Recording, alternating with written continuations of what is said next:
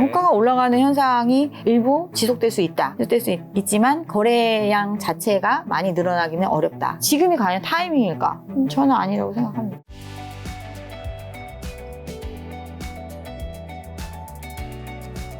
이재명 정부의 부동산 정책 기조는 어떻게 보고 계신가요? 이재명 정부가 부동산과 관련된 뭔가 뚜렷한 대책을 내놓지 않고 있죠. 그렇죠. 아직 뭐 시작한 지 3주밖에 안 됐으니까. 그렇죠. 그러면 이제 굉장히 이제 부동산이 우리 국민들한테 엄청나게 민감한 문제고 굉장히 그런 주제이기 때문에 섣불리 무언가를 내놓기는 쉽지 않을 거예요. 굉장한 비판에 직면할 수도 있고 또 조금이라도 어설프면 그거에 대해서 이제 공격받을 수 있는 그런 소지가 많고 시장이 더 과열될 수도 있기 때문에 그래서 지금 아직 입장을 나타내지 않고 있는데 저는 첫 번째로 이들이 검토하고 있는 부분이 일단 공급에 대한 측면을 걱정하니까 공급을 확대하겠다. 맞아요. 그 얘기를 하고 있는데 공급 확대의 부분은 크게 두 가지로 볼 수 있어요. 주거라는 게 어떤 사람은 하이엔드 아파트에 살고 싶고 최고급 주거를 소유하고 싶어하고 이런 사람들도 있겠지만 그냥 사는 사람들도 집은 필요하거든요. 그래서 어떤 소득에 대한 부분들이 좀 부족하신 분들 이런 분들한테 주거 안정성을 제공하기 위해서 공공의 주택을 확대하겠다. 이게 원래 이제 후보자 시절부터 많이 얘기했던 부분들이니까 이 부분에 대해서는 확대가 될 거예요. 나머지 그러면 이제 지금 말하는 사람들이 소위 말하는 똘똘한 한 채라든가 이런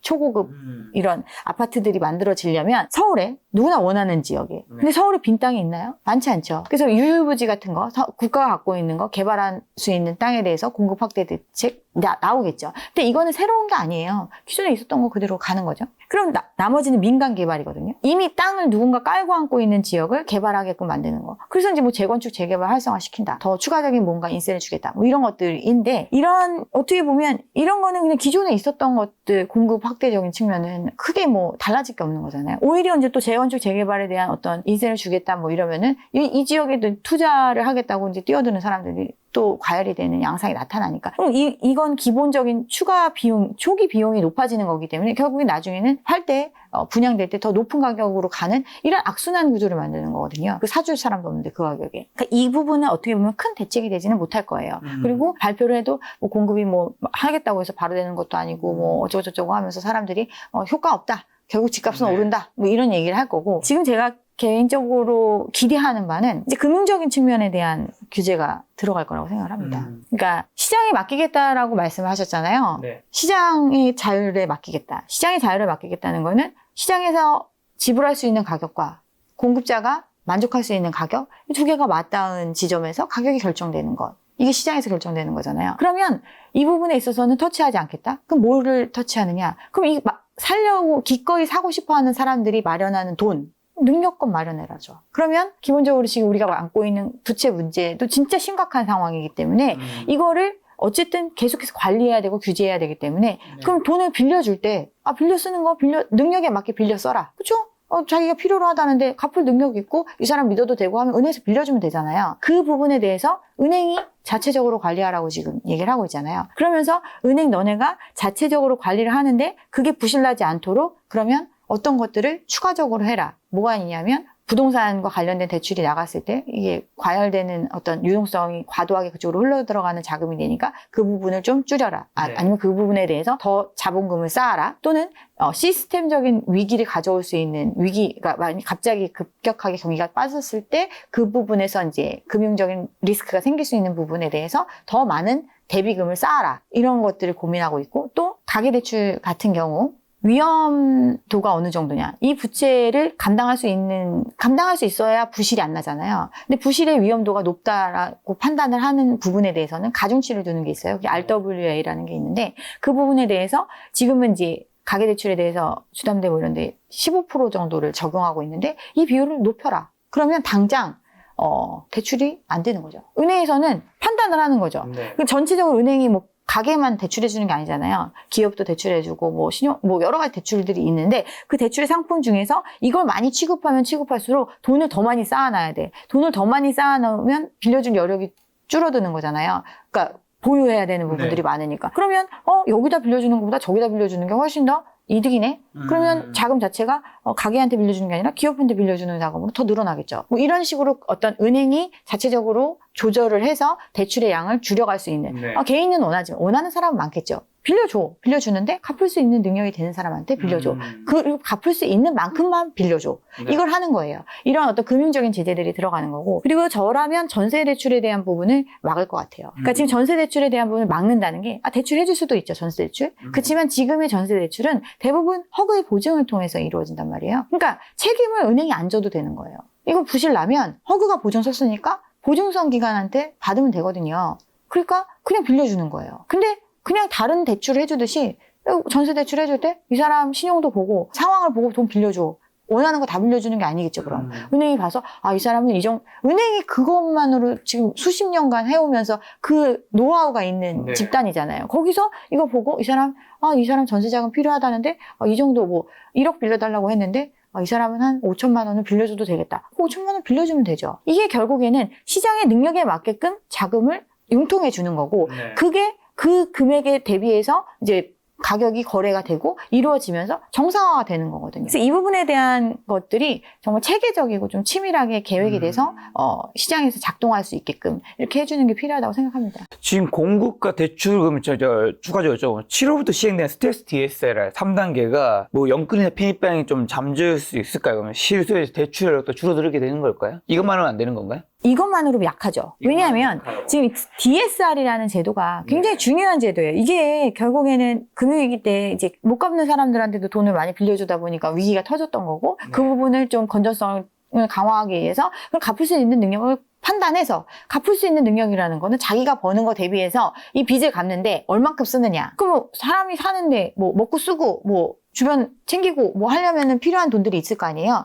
그거를 최소한 유지할 수 있는 게 자기가 버는 돈의 60%. 나머지 40%만 빚 갚는 데 써야 정상적인 생활이 가능한 거예요. 그래서 DSR이 40%인 거거든요. 근데 그걸 안 따졌잖아요. 그걸 안 따지는 자금이 너무 많이 부동산 시장에 들어온 거예요. 예를 들면 정책금융 같은 거, 모기지 이런 거 안 따지잖아요. DSR. DSR이 적용 안 된 부분이 너무 많아요. 전세대출도 DSR 적용 안 되고.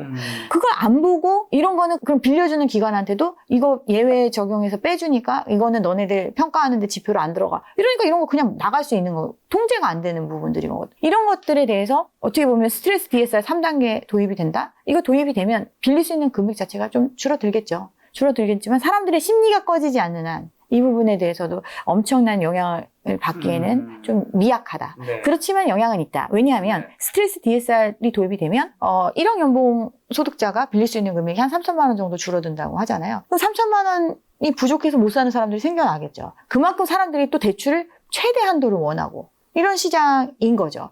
근데 최대 한도를 원했는데 그 한도가 줄어들면 네. 자금력이 그만큼 부족한 거니까 시장에서도 그 자금력이 땡겨와야 매도를 하겠다는 사람들은 못 파는 거죠. 네. 그 가격에.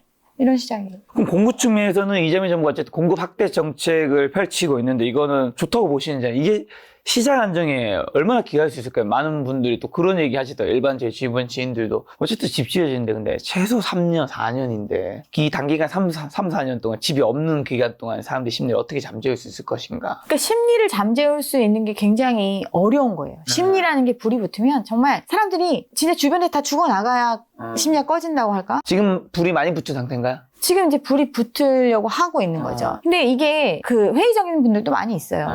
지금 경기가 얼마나 안 좋은데. 이게 우리가 부동산이라는 것도 하나의 경제의 축이기 때문에 이게 전반적인 경기와 따로 놀 수는 없거든요. 따로 놀 수는 없는데 많은 분들이 따로 놀 수도 있지 않을까? 이렇게 생각을 하는 거죠. 왜냐하면 한국 주식 지금 한 달 만에 400포인트 올랐지. 물론 서울에 좀 해당되는 거죠. 집값 엄청 올랐지. 근데 경기는 안 좋고 내수시장 박살났고 한국은행에서는 한국 경제 성장률 반토막으로 이제 전망치 발표했죠. 경기 성장률을 1, 4분기 만에 2%대에서 0.9% 네. 1.2% 이렇게 낮췄잖아요. 0.9% 정도 하락을 시켰는데 그만큼 앞으로의 상황이 더 부정적이다라는 거는 이미 나와 있는 거예요. 네. 그리고 이게 지금 기준금리를 낮췄잖아요. 기준금리를 낮추는 것도 사실은 뭐 인플레가 완전히 잦아든 것도 아니고 어떤 환율적인 문제. 지금 우리나라 지금 미국의 달러 인덱스 좀 하락하고 있잖아요. 의도적인 약세를 유도하고 있는 시장에서 우리나라 환율은 계속 높은 수준을 보이고 있잖아요. 그만큼 우리나라 원화 가치가 하락하고 있다는 거거든요. 이거 다른 나라 통화들을 하고 이렇게 비교해 보시면 우리나라하고 다른 나라 통화랑 미국 달러 이렇게 비교했을 때 어떤 추이를 보면 우리나라가 원화 가치가 굉장히 절하됐다는 걸 그냥 바로 보여요. 그 정도로 원화가 약세를 보이는 이유. 원화 약세를 보이는 건 이제 기본적으로 금리 문제가 있는 거죠. 네. 그다음에 외환 보유고 이런 부분들이 있는데 이 부분에 대해서의 리스크를 감수하고서라도 금리를 낮추는 선택을 했단 말이에요. 그만큼 경기가 어렵다는 거거든요. 그렇죠. 근데 이 금리를 낮추는 선택을 하는 총재가 제발 얘기하는 게 이 유동성, 이렇게 피 같은 유동성이 부동산 시장의 과열에 쓰이고 어떤 부채의 증가에 안 좋은 신호로 나타나고 통화 정책의 이 효과가 환율의 불안정성을 야기할 수도 있는 이런 상황에서 이런 부작용이 나타날 수 있는 걸 경계해야 된다. 그래서 빨리 정부가 공급 대책을 내놔라. 또는 이번에 또 얘기한 거는 정책금융 잘못됐다. 가계부채 이렇게 늘어나는데 DSR 적용 예외 두고 이 정책금융이 결국 어떤 시장이 조정되는 과정을 인위적으로 지연시키고 시장을 다시 과열시키는 네. 그런 역할을 했다. 이런 부분들을 제발 좀 조치를 해달라. 왜 이런 얘기를 하겠어요? 하는 총재가 무슨 부동산 국토부 장관도 아니고 그렇잖아요. 그만큼 이 자금이 어떻게 그렇게 과열되는 부분이 엄청난 시장에 충격을 줄 수 있다라는 것. 결과적으로 안 좋은 결과를 가져올 수밖에 없으니까 전체적으로. 그렇게 얘기를 하고 있는데도 사람들 심리가 이제 안 꺼지는 거죠. 근데 주식시장하고 좀 차이는 뭐냐면 주식은 기업의 자금이 많이 들어갈 수 있는 구조인 거잖아요. 그러면 기업이 잘하면 뭔가 해내면 그만큼 이제 성장을 할 수 있는 동력이 되는 거잖아요. 그렇죠. 근데 집은요? 집이 성장할 수 있는 동력이 되나요? 그건 아니죠. 그래서 보통 증시에 가는 게 돈이 가는 게 더 좋다고 하죠. 그렇죠. 그런 측면에서 지금 증시의 과열이 어떻게 보면 그게 이제 실질이 받쳐지지 않으면 또 꺼지고 또 이 기회에 뭐 외인들한테 탈탈 털리고 뭐 이런 상황이 될 수도 있겠죠. 지금 비투를 너무 많이 하고 있으니까 굉장히 안 좋은 영향이 있을 수도 있지만 부동산에 가는 것보다는 오히려 증시에 가는 게 전체적인 시장을 위해서는 더 좋은 일이 아닐까 이렇게 생각합니다. 지금 한국은행 말씀해 주셔서 지난 5월에 한국에서 기준금리 인하했고 그다음에 하반기에도 기준금리 한두 번 정도 인하할 수 있다는 식으로 의견을 펼쳤던 것 같은데 금리 인하 몇 번 더 하게 되면 부동산 시장에 당연히 전세 매매 수요에 영향을 좀 미칠 수 있지 않을까요? 어쨌든 금리가 하락하는 게 부동산의 상승이 안 좋은 건 아니니까요. 기준금리를 내린다는 거는 이제 우리가 이제 시장에서의 금리도 많이 내려갈 거다라는 걸 기대하는 거거든요. 그렇죠. 근데 시장 금리라는 거는 시장에서 자금을 조달할 때 쓰는 조달 금리에다가 추가적인 이윤과 어떤 수수료 비용들을 고려해서 책정된 금액 그걸로 이제 대출 이자라든가 이런 것들이 결정이 되는 거잖아요. 우리나라 지금 기준금리를 내리면 안 좋은 상황이라고 말씀드렸는데 기준금리를 내리는 거잖아요. 그러면 국가적인 신용도가 떨어지면 그만큼 우리나라가 돈을 빌려오는 데 있어서는 더 많은 이자를 줘야 자금을 끌어올 수 있는 구조잖아요. 조달금리 자체가 그렇게 많이 떨어질 수 있는 구조는 아니란 말이에요. 거기에 지금 어떤 이런 부동산 시장의 과열이나 어떤 시장의 가계부채 상황의 문제 때문에 부채를 지금 제한하고 있는 상태인데 그러면 대출을 그래서 은행 차원에서 금융권 차원에서 대출에 대한 관리를 철저히 해라라고 가고 있는데 적용되는 금리가 엄청나게 낮아질까? 이 부분도 생각을 해봐야죠. 그렇지만 금리가 낮아지면 이제 사람들이 금리가 낮아지는데 시장의 어떤 이 심리적인 과열 상태가 꺼지지 않으면 일정 부분 좀 과열이 좀 갈 수는 있겠죠. 그렇지만 그런 선택을 했던 사람들이 굉장히 큰 고통이 따르지 않을까. 그렇다면 지금 간평사님은 올해 하반기랑 내년 서울과 수도권 부동산 시가 어떻게 예측하고 계신 거죠? 일단은 거래 자체가 지금 이제 얘기하는 게 가격 자체가 올라간다는 게 호가가 많이 올라간다는 걸 의미하는 거잖아요. 호가가 올라가는 현상이 일부 지속될 수 있다. 지속될 수 있지만 거래량 자체가 많이 늘어나기는 어렵다. 거래량은 근데 이미 좀 이번 달도 굉장히 많이 늘어난 상태이긴 하잖아요. 토지거래제 허가제 해제하고 다시 막히고 이 과정에서 이제 거래량이 좀 늘어났었고 그 다음에 이제 지금 같은 경우는 다시 이제 조금 하향으로 내려오는 추세인데 이게 이제 매매 가격 평균 매매 가격도 보면 서울 아파트 평균 매매 가격 보면 그 최고점을 찍었던 게 그 토지거래 허가제 해제됐을 때 그 시점에 이제 매매 평균 가격이 높았다가 이제 좀 내려오는 현상 이렇게 지금 벌어지고 있거든요.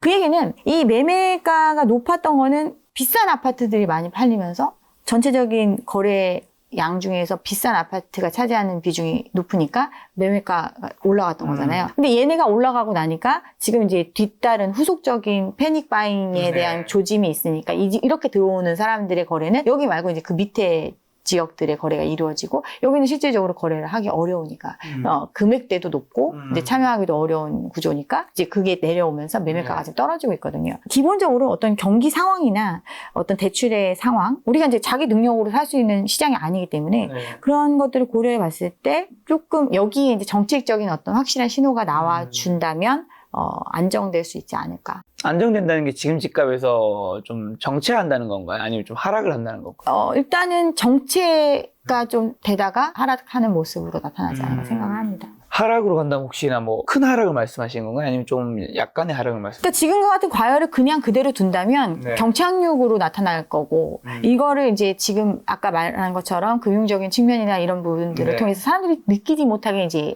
줄어드는 거거든요. 그럼 이제 연착륙을 할 수 있는 상황이 되겠죠. 그러면 이제 어쨌든 요즘에 사람들이 똘똘한 채 선호하는 상황이 계속해서 펼쳐지고 있잖아요. 이건 앞으로 계속 되나요? 그 똘똘한 한치를 선호한다는 거는 시장에서 환가가 가능할 수 있는 유일한 최종적인 마지막 시장에 대한 투자를 얘기하는 거거든요. 누구나 원하겠죠. 근데 우리가 생각을 하면 결국에는 똘똘한 한치라도 너무 고평가되어 있고 그 시장에서 더 이상 환가될 수 없는 금액을 기대하면서 그걸 갖고 있으면 그거는 그냥 그 상태를 유지할 수밖에 없겠죠.